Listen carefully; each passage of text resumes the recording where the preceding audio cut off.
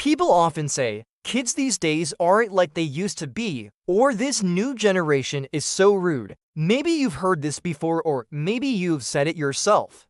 But pause for a moment. Are today's kids really getting worse, or are we just repeating the same complaint every generation makes? Recently, a 10-year-old contestant on Kon Baniga Crorepati went viral when he told Amitabh Bachchan, "I already know the rules, so don't start explaining them to me." The audience burst out laughing, but the internet was divided. Some called the child overconfident and disrespectful, others blamed his parents. Comments like "give him a slap and beat some manners into him" flooded social media. But is it really right to publicly humiliate a child like that? In fact, the feeling that kids these days are worse than before is a well-known psychological phenomenon.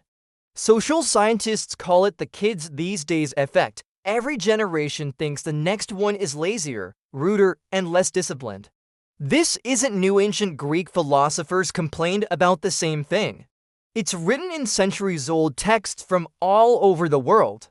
The only difference is that now, those complaints trend on social media. That doesn't mean everything is perfect today. Some kids do behave badly.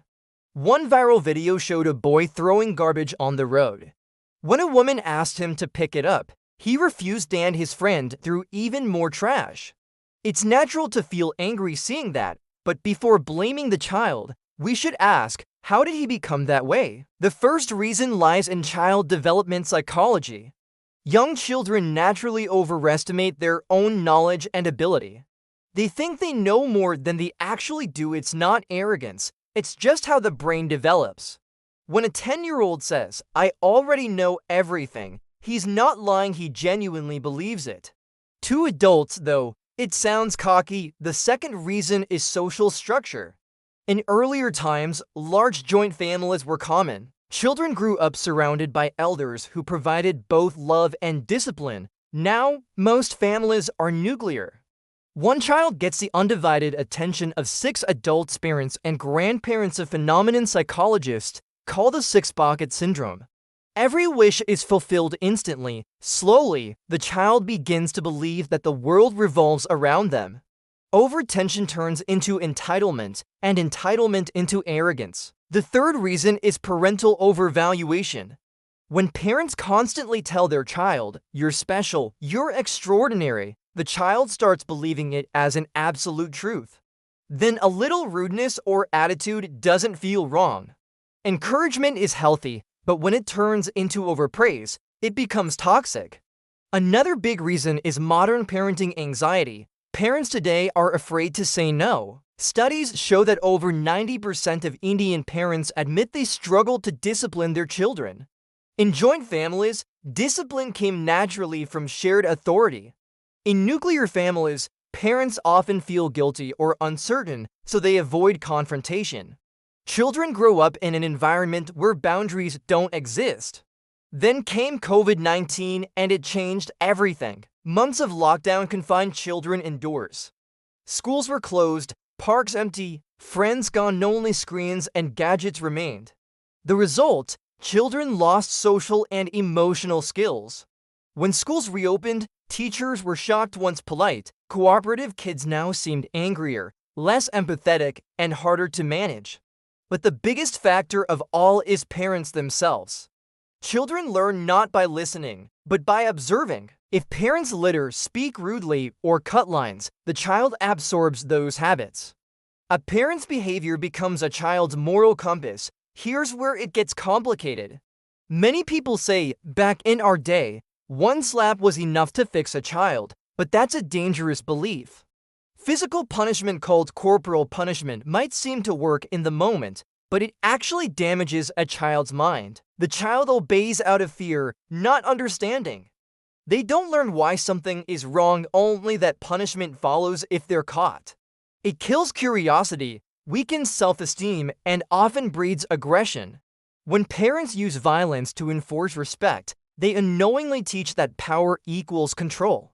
That's how cycles of violence begin in society. So if hitting is wrong and overindulgence is also wrong, what's the right way? The answer is balanced parenting, or what psychologists call authoritative parenting, a mix of warmth and discipline. It means guiding your child with empathy, not fear. Setting limits with love, not punishment. Be a role model. Don't throw garbage and your child will learn cleanliness. Speak respectfully and they'll learn humility. When they make a mistake, don't hit explain. If your child asks for a toy at the mall and you say no, explain calmly. We buy new toys once every 3 months. Or, play with your old ones first. They might cry the first few times. But if you stay calm and consistent, they'll learn boundaries not from fear, but from understanding. That's how children grow into respectful, emotionally intelligent adults, not compliant out of fear, but thoughtful out of empathy. If you enjoy content that makes you think deeply about parenting and society, subscribe now, because in upcoming episodes, we Lions discuss how to reduce screen addiction in kids and how to build real confidence instead of fake self-esteem. Now, back to the KBC kid. We must remember he's just 10. Under bright lights with cameras rolling and a cheering audience, any child might say something cheeky, thinking it's funny. When the audience laughs, it reinforces the behavior. Television editing also plays a big part. Moments that seem disrespectful may be exaggerated for TRPS. KBC probably got its ratings that night, but what about the child's mental state? A 10-year-old doesn't learn from humiliation, he learns from experience. When society mocks a child for one impulsive comment, the child grows up not reflective, but afraid. And when a society laughs at a child's mistake, it wounds its own humanity. So we must choose: do we want a society that encourages confidence in children, or one that tramples them for entertainment? Children mirror the world around them. If we want them to be kind, humble, and disciplined, we must embody those values ourselves. Next time you see someone calling a child spoiled, pause and ask, is the child really misbehaving or just reflecting the world we've built for them? And if you truly care about creating a culture of mindful parenting, share your thoughts below. What do you think is the biggest mistake modern parents are making today?